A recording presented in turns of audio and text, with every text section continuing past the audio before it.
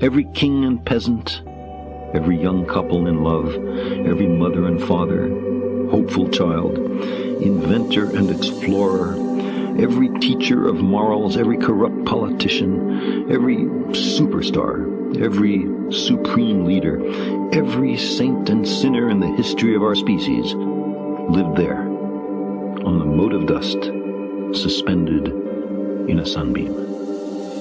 The Earth is a very small stage in a vast cosmic arena. Think of the rivers of blood spilled by all those generals and emperors, so that in glory and triumph they could become the momentary masters of a fraction of a dot. Think of the endless cruelties visited by the inhabitants of one corner of this pixel on the scarcely distinguishable inhabitants of some other corner. How frequent their misunderstandings, how eager they are to kill one another, how fervent their hatreds. Our posturings, our imagined self-importance, the delusion that we have some privileged position in the universe, are challenged by this point of pale light. Our planet is a lonely speck in the great enveloping cosmic dark. In our obscurity, in all this vastness, there is no hint that help will come from elsewhere to save us from ourselves. The Earth is the only world known so far to harbor life. There is nowhere else, at least in the near future, to which our species could migrate. Visit? Yes. Settle? Not yet. Like it or not, for the moment, the Earth is where we make our stand. It has been said that astronomy is a humbling and character-building experience. There is perhaps no better demonstration of the folly of human conceits than this distant image of our tiny world. To me, it underscores our responsibility to deal more kindly with one another and to preserve and cherish the pale blue dot, the only home we've ever known.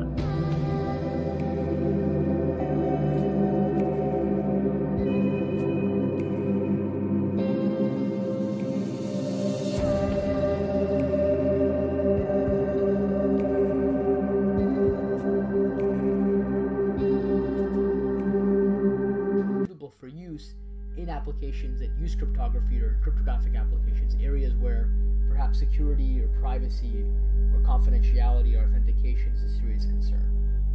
Okay?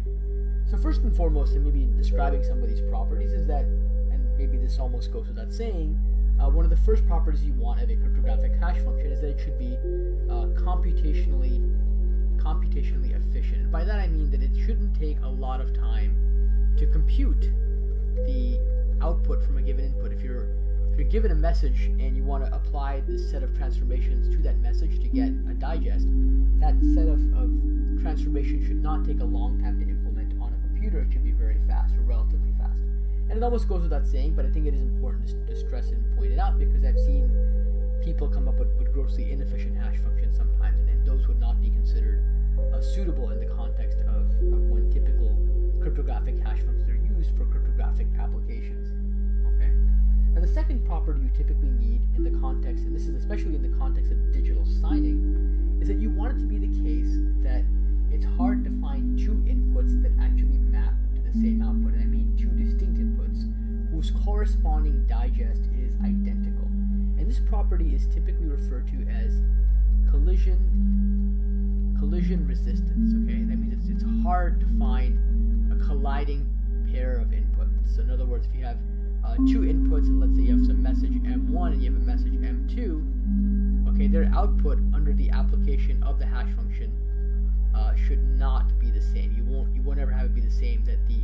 You won't ever have it be the case, rather, that the output of M1 and M2 under an application of the hash function is the same. They should never be the same. It should always be different. Okay. Now I should take a step back here and point out that, of course, in practice, given that messages can be of arbitrary size, and given that the input, or the output rather, is a fixed size, it's not mathematically possible to guarantee that the output will always be different for two distinct messages. But what you typically want is not that the outputs are necessarily different, but that it's hard to find two distinct messages that produce the same output. We know they exist by virtue of the fact that there are many messages that can be hashed in only a finite and small number, or a relatively small number compared to the number of messages, a smaller number of possible digest values.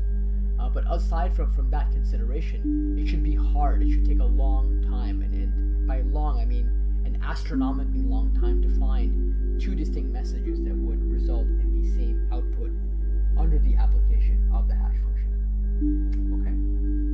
Now, the third thing I want to point out is that in many cases, you might want also, in the context of a hash function, for the hash function to be able to hide information about the inputs. In other words, given the output, it should be hard to glean anything useful or interesting about the input.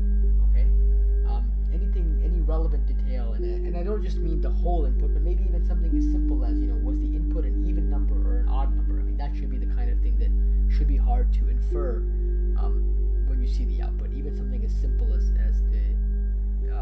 the evenness or oddness of the input. Okay. Now, a fourth property I want to point out is that you typically want the output to be well distributed. In other words, the output should look random. In other words, it should look like a set of coin flips took place, not that there was a predictable way in which the output was created. Okay, and really what that means is that, and you can think of it maybe more conceptually as it's almost as if you flipped a bunch of coins to get to the output. It should look just that random.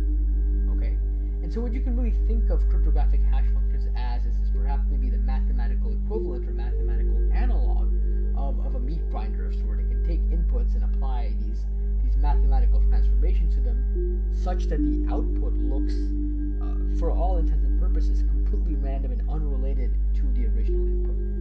Okay? Now, I do want to make a few quick remarks about these particular properties, and first of all, they are interrelated. For example, if you have a situation where the outputs, let's say, really appear to bear no relationship to the input, and the outputs also look random, then that'll in fact give you, to a large degree, a lot of the collision resistance properties, because just the fact that you can't predict the output and the fact that it hides all this information implies that it's going to be hard to find two inputs that are distinct that map to the same output. And so sometimes you get one property in exchange for the others. Now, the second thing I want to point out is that typically these properties in practice, or maybe even in underlying mathematics, are things that you hope for, but you can't always guarantee that they'll always hold. And it may be entirely possible that you could design a hash function that you think is completely collision resistant, but someone might come along a year from now and come up with a more clever way for finding a collision. Maybe they'll find a clever shortcut that does not involve doing a brute force search of any sort. Okay, and it turns out that cryptographers, for better or worse, currently do not have any mathematical techniques. They haven't developed techniques for being able to work around some of these limitations. And so we often do take it on face value that these schemes are secure based on how long they've been around. Okay? Now, I also want to point out, and the last thing I want to point out, is that this treatment that I've given is not meant to be mathematically rigorous by any stretch of the imagination. There are far more precise, which leads to life everlasting. The mental coordinator giving us this testimony ensures us of the final achievement of any constructed end which we hope to attain. This coordinator goes with us. Here goes with us. This coordinator will direct us in the infinite future as it directed us in the past. And gradually, the power of this coordinator is made manifest through its consequences. We have people around us sometimes that through a lifetime of association we have really learned to trust. There are people whom we know to be good. There are people whose every action and every conviction is worthy of our respect. These kind of people, to a certain degree, represent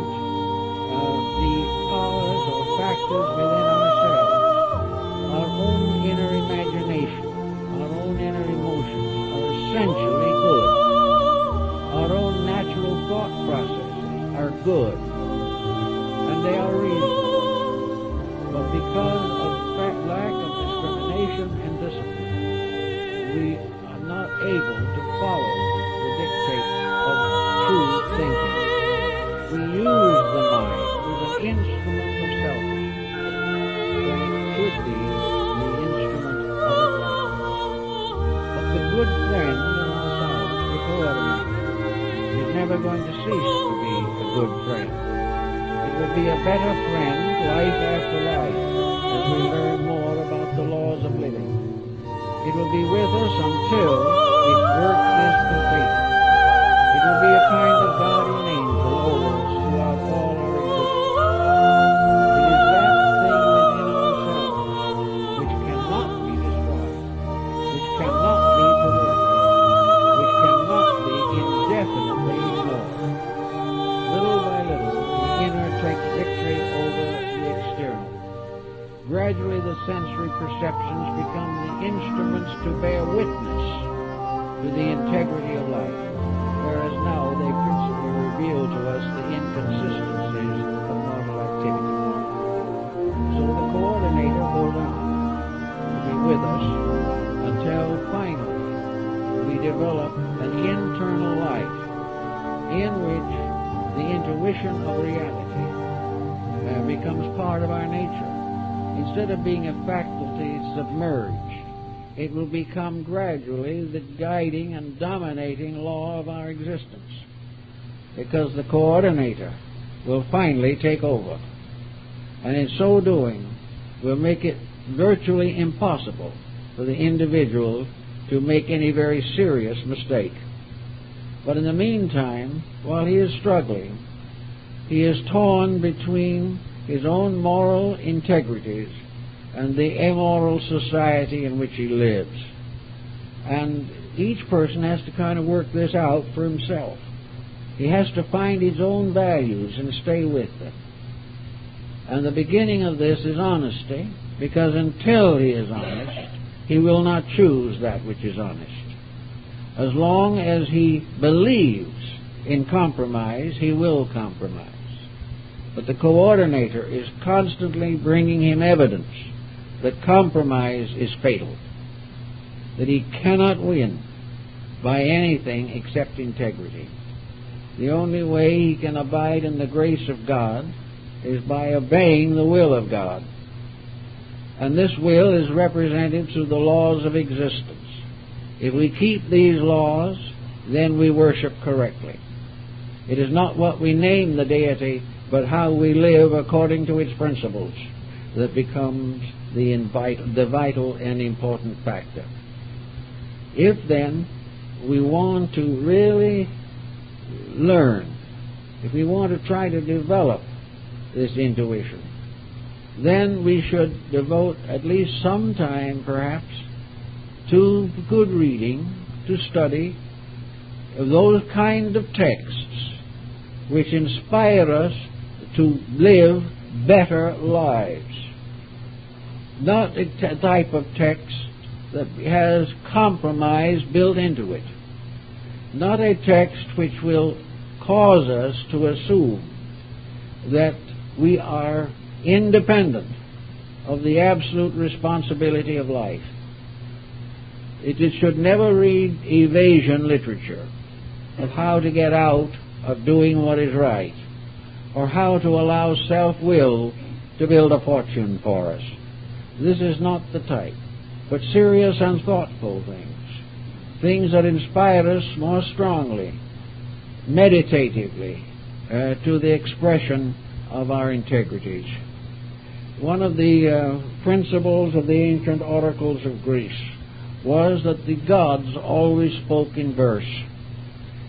Prose was the language of mortals, poetry the language of the immortals. And many very great works in poetry have tremendous moral and spiritual qualities, for in some mysterious way, poets are more often action. It's different. Number 3. You might not think that this is very strong. This sounds timid compared to the other two. I want you to stop deciding what others think about you. Because things are changing. In this new energy, there's going to be a greater acceptance of esoteric truths, and it's subtle. But when you start telling people about what you are into and what you believe, I want you to watch. Instead of turning the other way, rolling their eyes, or laughing, they will come a little closer to you. They'll say, tell me a little more. You know, I've had a feeling about that. It's already starting to happen. You're careful